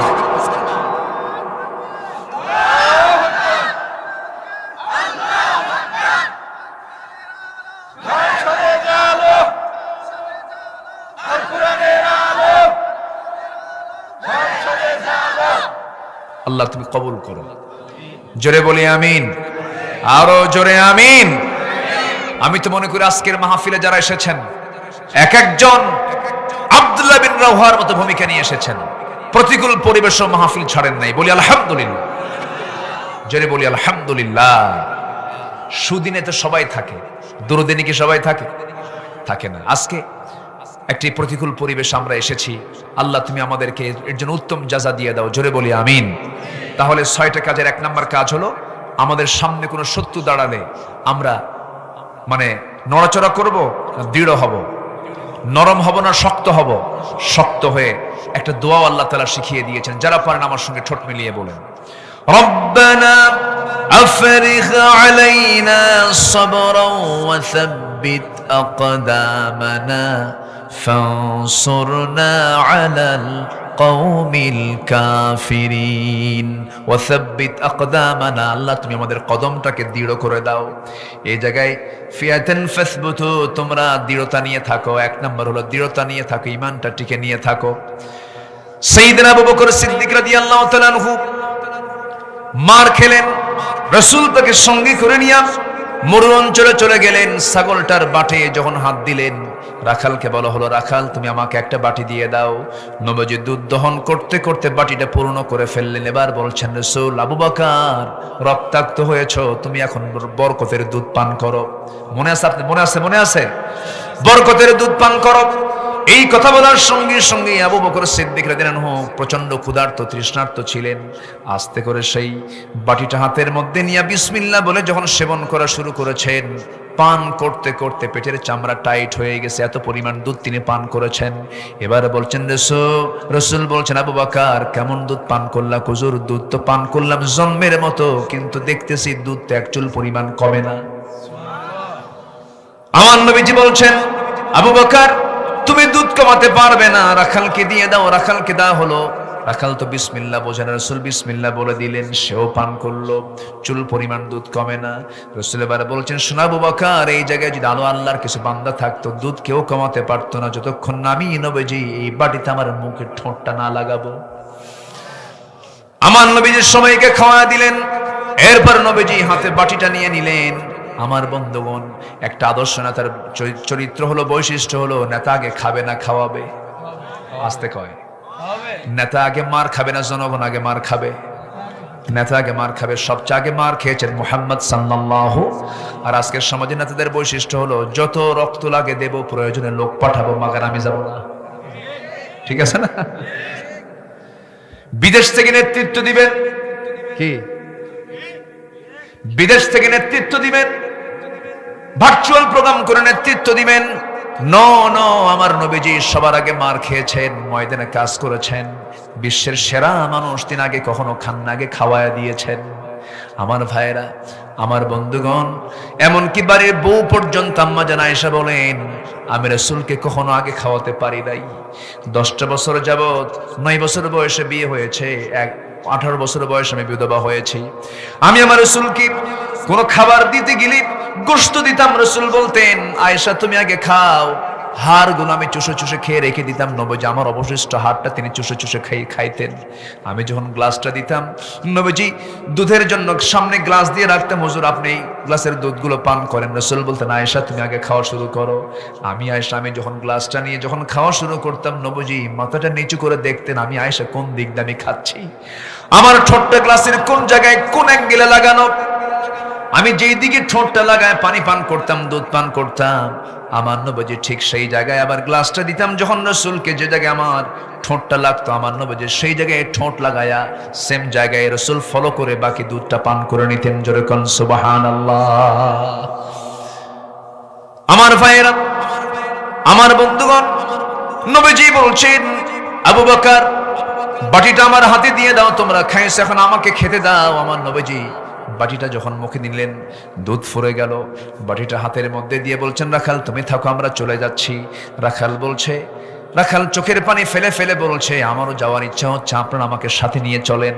রাখাল বলছে, যখন এই কথা রাসূল বলছেন রাখাল তুমি তো আমানতদার, তুমি বললে ছাগলের দুধ দেওয়া যাবে না, তুমি এখন ছাগল থুইয়া যাবে আমাদের সাথে, ছাগলগুলো দেখবে কে? রাখাল বলছে তাও তো কথা, ঠিক আছে আমি যাবো না, তবে একটা শর্ত, ওই দোয়াটা শিখায়া দিয়া যান। কোন দোয়া? যে দোয়াটা পড়ে আপনি ওলানে হাত দিলেন, কিসে হাত দিলেন? ওলানে হাত দিলেন, বাটে হাত দিলেন, দুধ পূর্ণ হয়ে গেল, সেই দোয়াটা আমারে শিখায়া দেন। রাসূল বলছেন কি করবা? দোয়াটা শিখে। হুজুর মাঝে মাঝে আমিও দুধ খাবো। রাসূল বলছেন শোনো রাখাল, তোমার ভিতরে শিরকিয়াতের পচা দুর্গন্ধ রয়ে গেছে, শিরকিয়াতের পচা দুর্গন্ধ না সাফ করা পর্যন্তই দোয়া পড়ে তোমার কোনো কাজে আসবে না। শিরকিয়াতের পচা দুর্গন্ধ ছেড়ে তাওহীদের সুদা পেয়ালা সুদা পান করে নাও। সঙ্গে সঙ্গে রাখাল নবীর চেহারার দিকে ডিপলি তাকায়, গভীরভাবে তাকায় তাকায় বলতেছে নাম শুনেছি মক্কার মাটিতে আব্দুল্লাহর পুত্র মুহাম্মদ নামে আল্লাহর পয়গম্বর আছে। আপনার বাচন ভঙ্গি, আপনার ভূমিকা, আপনার সমস্ত কিছু আচরণ দেখে লক্ষ্য করে মনে হচ্ছে আপনি মনে হয় আখির জামানার পয়গম্বর হবেন। রাসূল বলছেন রাখাল রে, বুঝতে এত দেরি হলে হয় নাকি? আমি তো আখির জামানার পয়গম্বর। হাতটা আগা দিয়ে চোখের পানি ফেলতে ফেলতে রাখালটা কালিমা পড়ে মুসলমান হয়ে গেছে। আমার নবী তাকে এত দাম দিয়েছেন। আব্দুল্লাহ ইবনে মাসউদ তার নাম। সে রাখালটার নাম আব্দুল্লাহ ইবনে মাসউদ, যিনি সারা জীবন কোরআন ছাড়া অন্য কোনো ভাষায় কথা বলেন নাই। সারা জীবন তিনি কোরআন দিয়ে কথা বলেছেন। এই রাখালটার দাম এত বেড়ে গেল, আমার নবীজি একদিন গভীর রাতে সুন্দর করে তেলাওয়াত শুনতেছেন। আব্দুল্লাহ ইবনে মাসউদ অন্ধকার রাত্রিতে তেলাওয়াত করতেছে, রাসূল টের পান না। রাসূল বলছেন সাহাবীরা এত সুন্দর চমৎকার কণ্ঠে কোরআন তেলাওয়াত কে করে? রাসূল বলছেন, প্রশ্ন যখন করেন সাহাবীরা বলছেন হুজুর ওই যে রাখালটা কোরআন তেলাওয়াত করে। রাসূল বলছেন সাহাবীরা আমার কাছে মনে হচ্ছে ভাই জিবরাইল যেন আমার কাছে ওহী নাজিল করতেছে। জোরে কোন সুবহানাল্লাহ। কোরআন মানুষকে সম্মানিত করে। মান লাম ইয়াতাখান্না বিল কোরআন ফালাইসা মিন্না। যে ব্যক্তি কোরআনটাকে যথেষ্ট না মনে করে সে আমাদের কেউ না। কোরআনই আমার আপনার সমস্ত কিছুর সবকিছুর জন্য যথেষ্ট। জোরে কোন সুবহানাল্লাহ। কোরআন আমার জন্য রোগের প্রতিষেধক। আজকে দুনিয়াতে রোগের পরিমাণ কমছে না বাড়ছে? বলেন কমছে না বাড়ছে? আজ থেকে 20 বছর আগে দেশে রোগীও কম ছিল, ডাক্তারও কম ছিল, হসপিটালও কম ছিল। কেন? আজ থেকে 20 বছর আগে কোরআন তেলাওয়াতের যে পরিমাণ ছিল সেই তেলাওয়াতের পরিমাণ এখন বাড়ছে না কমছে? কমে গেছে। কোরআন তেলাওয়াত নাই তো, সব দখল করেছে ডিভাইসগুলো। চুয়াডাঙ্গা মাহফিল মাসখানেক আগে তো মাহফিল করতেছিলাম, মাহফিলে ঢুকবো আমি, তার আগে এশার নামাজের সময় খাইতে বসছে, যে চেয়ারম্যান সাহেবের সঙ্গে যেরকম একসঙ্গে খেলাম তো বসছি খাইতে। হঠাৎ করে এক মুরব্বী এসে আমার কাছে বলতেছে হুজুর আপনি আমার বড় মেয়ের জন্য দোয়া করবেন। বড় মেয়ের কি হয়েছে, সমস্যা কি? হুজুর বড় মেয়েটাকে বিয়ে দিছে অনেক দূরে, কোথায়? ঠাকুরগাঁ। আপনি চুয়াডাঙ্গার মানুষ, 400 মাইল দূরে ঠাকুরগাঁ মেয়েকে বিয়ে দেন, এই বিয়ের ঘটক কে? হুজুর মোবাইল। বলেন ঘটক কে? মোবাইল। মোবাইল আপনি কিনে দিলেন কেন? বলতেছে মোবাইল তো আমি কিনে দেই নাই, কিন্তু মেয়েটা বললো আব্বু সায়েন্সে পড়ি, বায়োলজির ক্লাস করতে হয়, অনলাইনে তাছাড়া হবে না। আমি ভালো দেখে একটা মোবাইল কিনে দিলাম। কিন্তু মোবাইল তো কিনে দিলাম ঠিকই ক্লাস করার জন্য, কিন্তু এইদিকে যে আরেকটা ক্লাস খুলছে তা তো জানি না। 3 দিন খবর নাই। 3 দিনের শেষ সময়ে, 4র্থ দিনের সময় বলতেছে ফোন দিয়ে, আব্বু রাগ করো না, আমরা ভালো আছি। আমি থেকে কোথায় গেছে? তাহলে মোবাইল আমি থেকে কোথায় নিয়ে যায়? আসতে কয় মোবাইল আমি থেকে কোথায় নিয়ে যায়? যদি কোনো মেয়ের বাবা মেয়েকে বিয়ে দিতে না পারেন, বিয়ে দিতে অপারক, দয়া করি আজকে বাড়িতে যাইয়া কালকে সকালে সুন্দর দেখে একটা মোবাইল কিনিয়ে দিবেন, বিয়া হইয়া যাইবে। দেখেন কয় ঠিক। আর কি বলবো আমি, সবই ঠিক। আমরা খেয়াল করব, হয় না? এগুলো হচ্ছে না, হরদম হচ্ছে না, অহরহ প্রায় তাদের মিটিং করতে হয়, সালিশ হয়, বৈঠক হয়। যুবকরা সব নোংরামি বাদ দাও, চরিত্রকে সুন্দর করো। আল্লাহ বলছেন, যুবক তুমি কি জানো আমি তোমাকে আমার আরশ আজিমের ছায়ার মেহমান বানাবো। কিন্তু তোমাকে যদি কেউ প্রস্তাব দেয়, কোন নারী, সুন্দরী নারী যদি বলে আসো তোমার সঙ্গে আমি জিনার কাজে লিপ্ত হতে চাই, তোমার সঙ্গে আমি গুনার কাজ করতে চাই, সেই সময় তুমি যুবক যদি বলো ইন্নী আখাফুল্লাহ, রাজুলুন ইযা দাআতহু ইমরাতান যাত হাসাবিন ওয়া জামালিন ইন্নী আখাফুল্লাহ, আমি আল্লাহকে ভয় করি, আল্লাহ তোমাকে আরশ আজিমের ছায়ার মেহমান বানাবে। জোরে বলি সুবহানাল্লাহ। মোবাইলটা খুব সাবধান, মোবাইল তার জন্য ব্যবহার করা জায়েজ নাই যে মোবাইলের গোলাম। মোবাইল যাকে চালায় তার ব্যবহার করা জায়েজ নাই। মোবাইল যাকে চালাতে পারবে, যে মোবাইলকে চালাবে সে মোবাইল ব্যবহার করতে পারবে, কিন্তু মোবাইল যাকে চালাবে সে মোবাইল ব্যবহার করতে পারবে না। দেখেন না, মোবাইল কিছু লোক এত অ্যাডিক্টেড, ঘন্টার পর ঘন্টা মোবাইল আছে। ওই সময় যদি ডাকেন, যে সময় সে মোবাইল ইউজ করে, ভাই ভাই এদিকে, হ্যাঁ এরকম করেন।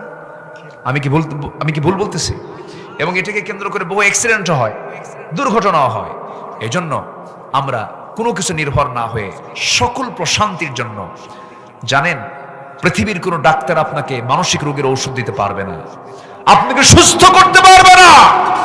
আই ক্যান চ্যালেঞ্জ, আমি নিজে সাক্ষী। বসুন্ধরা গ্রুপের একজন বড় কর্মকর্তা, বাড়ি তার নওগাঁ, হ্যাঁ নওগাঁয় বাড়ি। আমার খুব ভক্ত উনি।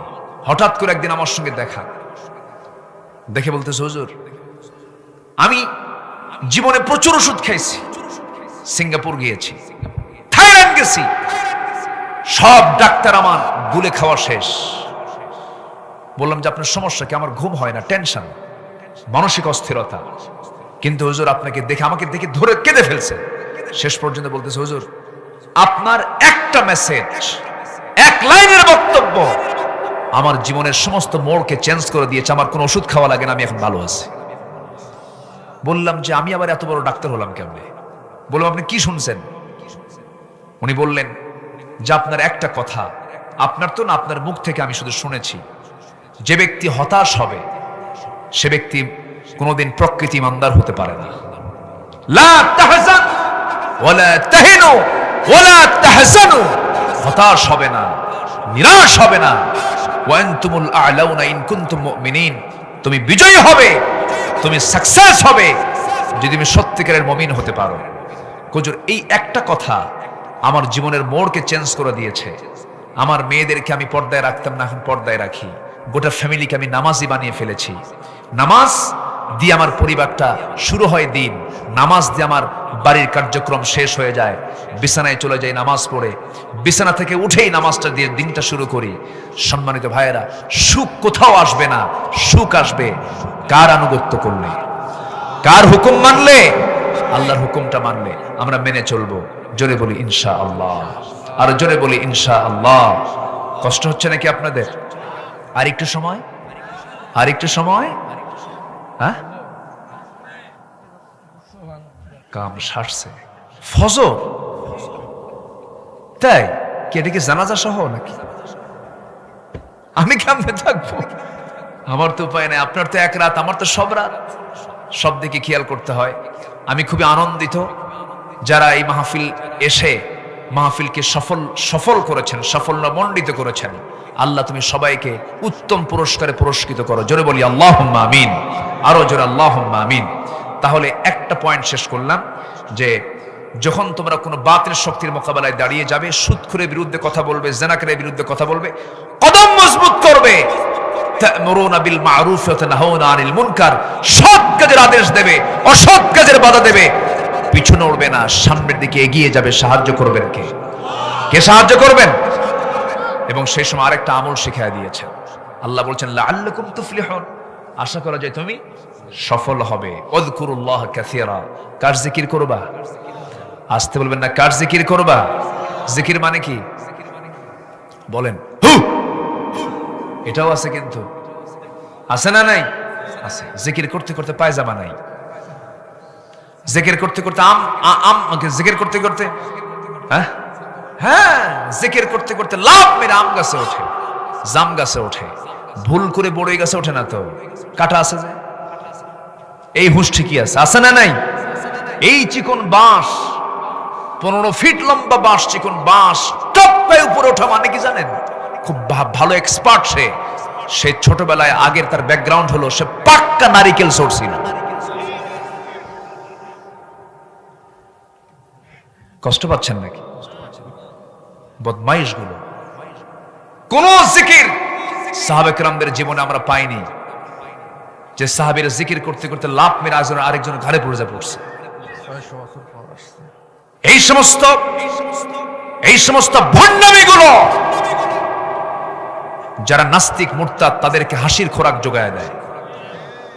ইসলাম কাল্পনিক কোন ধর্মের নাম না, ইসলাম বাস্তব একটি দলিল ভিত্তিক একটি দ্বীনের নাম। আল্লাহু আকবার। এগুলো কিসের? আমি শুধু আপনাকে কথা শোনাচ্ছি না, আমার এই আলোচনা আগামী কালকের মধ্যেই চলে যাবে কোটি কোটি মানুষের মাঝে। এই যে দেখেন সব কিরামুন কাতিবিন ছায়া আছে আমার দিক, ভাবতেছেন শুধু আপনি শুনতেছেন।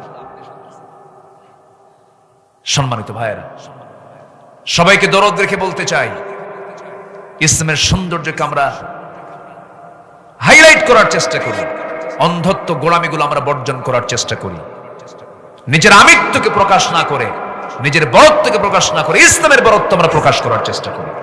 আল্লাহ কবুল করুন। জোরে বলি আল্লাহুম্মা আমিন। জিকির করব কার? জিকিরের এক নাম্বার দিক হলো আফদালুয যিকরি তিলাওয়াতুল কুরআন। সবচাইতে বড় জিকির কি? তেলাওয়াত করা। এই কিতাবের আরেকটা পরিচালক দিচ্ছেন, ইন হুয়া ইল্লা যিকরুল লিল আলামিন। এটাই হলো গোটা বিশ্ববাসীর জন্য জিকির। সুবহানাল্লাহ বলবেন না? এটাই সবচেয়ে বড় জিকির। জিকির মানে ইদা নুদিয়া লিস-সালাতি মিন ইয়াউমিল জুমআতি ফাসআউ ইলা যিকরিল্লাহ। আযান যখন হবে জিকিরের জন্য মসজিদে যাও। মসজিদে কিসের জিকির হয়? নামাজ। কি হয় বলেন? নামাজ মানে কি? জিকির। কোরআন তেলাওয়াত জিকির। আবার নামাজ যখন শেষ হবে, ফাইদা কুদিয়াতিস সালাহ ফান্তাশিরু ফিল আরদি ওয়াবতাগু মিন ফাদলিল্লাহি ওয়াযকুরুল্লাহা কাসীরা। বেশি করে আমার জিকির করো। মসজিদ থেকে বের হয়ে ব্যাংকে বসবা, আমার জিকির। ব্যবসা করবা, ওজন মাপবা, বাটখারা নিয়েছো, দাড়িপাল্লা নিয়েছো, ডিজিটাল নিয়েছো, স্কেল নিয়েছো, সাবধান, এক চুল পরিমাণ কম বেশি করো না। এটা হলো জিকির। এটা কি জিকির?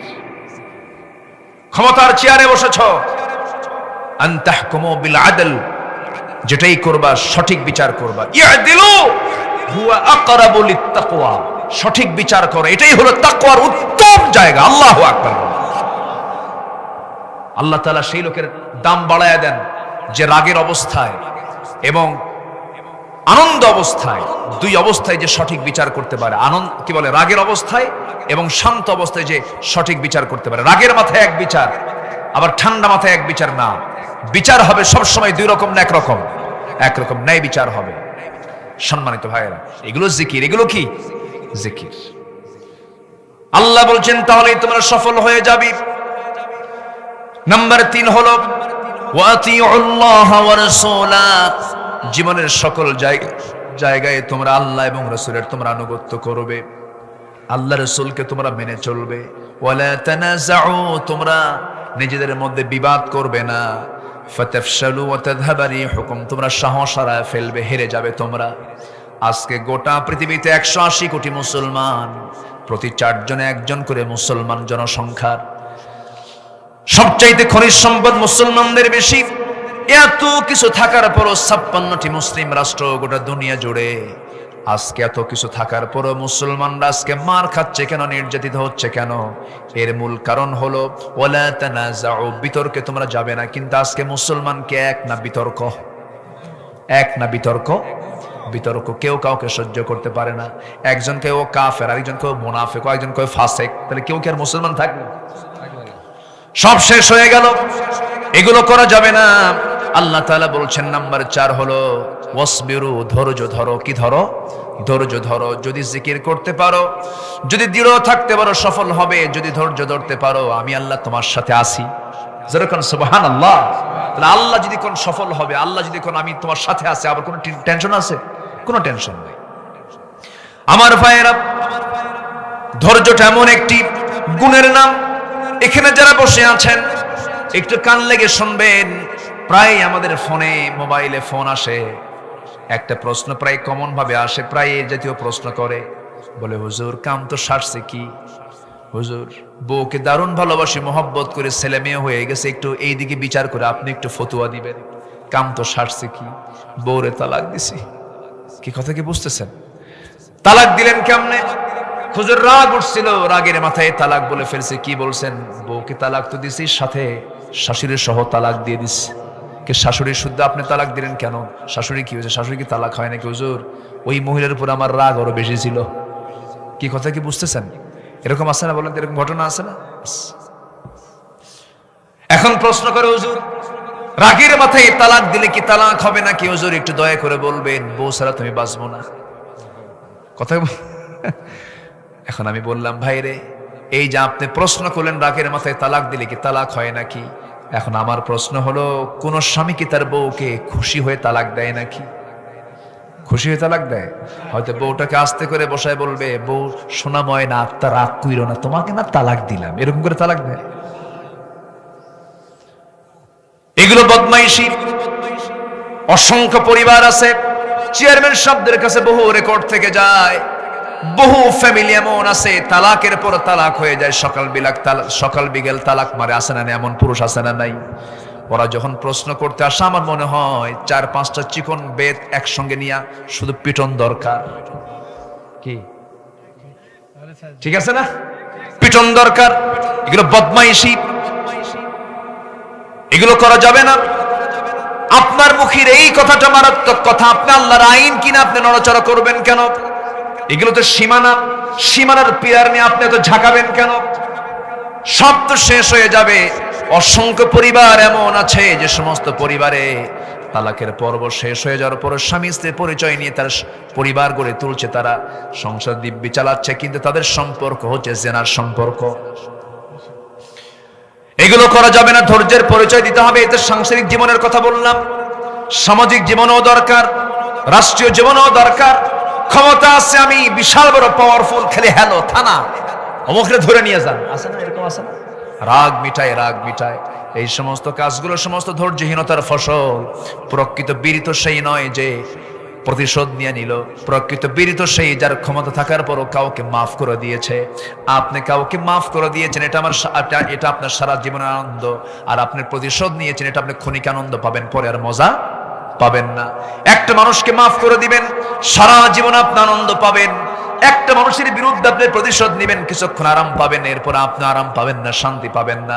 ওয়াল কাযিমিনাল গায়জ ওয়াল আফিনা আনিন নাস আল্লাহু ইউহিব্বুল মুহসিনিন। আল্লাহ তাআলা সেই সমস্ত বান্দাদেরকে ভালোবাসেন যারা ক্রোধকে সংবরণ করবে, যাদের এবং মানুষকে মাফ করে দিবে, আল্লাহ তাদেরকে ভালোবাসেন। জোরে কোন সুবহানাল্লাহ। আমরা ধৈর্য ধরবো, জোরে বলি ইনশাআল্লাহ, আরো জোরে বলি ইনশাআল্লাহ। চেয়ারম্যানি করা কি সহজ কাম? কত গালি যে শোনা লাগে জানেন, শুনেও না শোনার ভান করা লাগে। ঠিক আছে না? আপনি যাচ্ছেন, হোন্ডা নিয়ে যাচ্ছে, হেঁটে যাচ্ছে, পাশে দিয়ে গালিগালাজ দিচ্ছে, এরপরও না শোনার ভান, ভাই ভালো আছেন তো, এই বলে শেষ করতে হয়। তাছাড়া আপনি পারবেন না তো। ধৈর্য। ধৈর্যের বিকল্প কোনো পথে জান্নাত নাই। আল্লাহু আকবার বলেন। আল্লাহ বলছেন ইন্নাল্লাহা মাআস, এটা খুব কমন আয়াত না? বলেন ইন্নাল্লাহা মাআস সাবিরিন, আল্লাহ তাআলা ধৈর্যশীলদের সাথে আছেন। আবার রোজা রেখে কয় কি জানেন? বিকাল বেলা শোন, খালি কইছে আল্লাহ ইন্নাল্লাহা মাআস সাবিরিন, আমি তো ধৈর্য ধরে আছি, যদি রোজা না থাকতাম খাইয়া ফালাতাম। দেখেন তো কি কইল, আছে না নাই বলেন তো? এগুলো করা যাবে না। আল্লাহ তাআলা সবাইকে ধৈর্যশীল হওয়ার তৌফিক দান করুন, জোরে বলি আমিন। যুবকরা আজকের মাহফিলে যারা আসছো, তোমাদের জন্য কিছু এক্সট্রা মেসেজ আছে, আমি একটু পরে দিচ্ছি। কিন্তু ঘড়ি আজকে এত ঘুরতেছে কেন? খুব দ্রুত চলে যাচ্ছে ঘড়ি, তাই না? আবহাওয়া ভালো হয়ে গেছে, যে বলি আলহামদুলিল্লাহ। এত টেনশন আজকে আমি আলোচনা করছিলাম জানেন, খেলে মাঝে মাঝে খেলে আকাশ থেকে খেলে গর্জন তর্জন আসে প্রথম দিকে, কি করি, কি করব, কোন পয়েন্টে কথা বলি, কি করি। যাক, আজকে মাহফিলটা সুন্দরভাবে পারি হচ্ছে, বলি আলহামদুলিল্লাহ। আল্লাহ কবুল করুন, জোরে বলি আমিন। জান্নাতের সংখ্যা কম হবে না বেশি হবে? জান্নাতি জান্নাতি, জান্নাত বেশি, জান্নাত 8টা, জাহান্নাম 7টা। কিন্তু জান্নাতের যারা মেহমান হবে তারা কি বেশি হবে না কম হবে? বলেন। আর জাহান্নামের সংখ্যা কি হবে? বেশি হবে। তাহলে জান্নাতের সংখ্যা, যারা জান্নাতে যাবে তাদের সংখ্যা কি, জনসংখ্যা কি হবে? কম হবে। আজকের মাহফিলের জনসংখ্যা কি? কম। জান্নাতের জনসংখ্যা কি? কম। আবার বেশি? জান্নাতের জনসংখ্যাও কম, মাহফিলের জনসংখ্যাও কম। লক্ষণ ভালো তো, বলি আলহামদুলিল্লাহ। আল্লাহ কবুল করুন। আল্লাহ আমাদেরকে আজকে নির্বাচিত করেছেন, আল্লাহ আমাদেরকে আজকে সিলেক্ট করেছেন। হুয়া জিতাবাকুম, তিনি তোমাদেরকে নির্বাচিত করেছেন, বলি আলহামদুলিল্লাহ। কোনো মন খারাপের কারণ নেই। যুব সমাজ কই? সবাই আছেন তো? আমার একজন ভক্ত আছে, ওই যে কি যেন নাম ভুলে গেছি, মাইনুল ভাই। এমন কোন মাহফিল নেই আশেপাশে, এবছর মনে হয় 7, 8টা, 8, 9টা মাহফিলে ওনারা হাজির হয়ে গেছেন, আলহামদুলিল্লাহ। তো যাই হোক, আমরা যতটুকু বলেছি আমরা আমল করব, জোরে বলি ইনশাআল্লাহ। তো আমি 3টা বলেছি, 4টা বলেছি। নাম্বার 5 হলো, জি, নাম্বার 5 হলো ওয়ালা তাকুনু কাল্লাযিনা খারাজু মিন দিয়ারিহিম বাতারান ওয়া রিআআন নাস। কি করো তোমরা? অহংকার করো না, লোক দেখিয়ে কোনো কাজ করো না। অহংকার এটা কি ইমানদারের কাজ না শয়তানের কাজ? শয়তানের কাজ। অহংকারী ছিল ফেরাউন, অহংকারী ছিল নমরুদ, অহংকারী ছিল হামান, অহংকারী ছিল আবু জেহেল। তার কি টিকতে পেরেছে? শেষ হয়ে গেছে। আমরা অহংকার দেখা, আমরা বিনয়ী হব। আমরা বিনয়ী হয়ে কার গোলাম হব? আল্লাহর গোলাম হব। আল্লাহ তাআলা এই সমস্ত কাজগুলো আমাদের জীবনে আমল করার তৌফিক দান করুন, জোরে বলি আল্লাহুম্মা আমিন।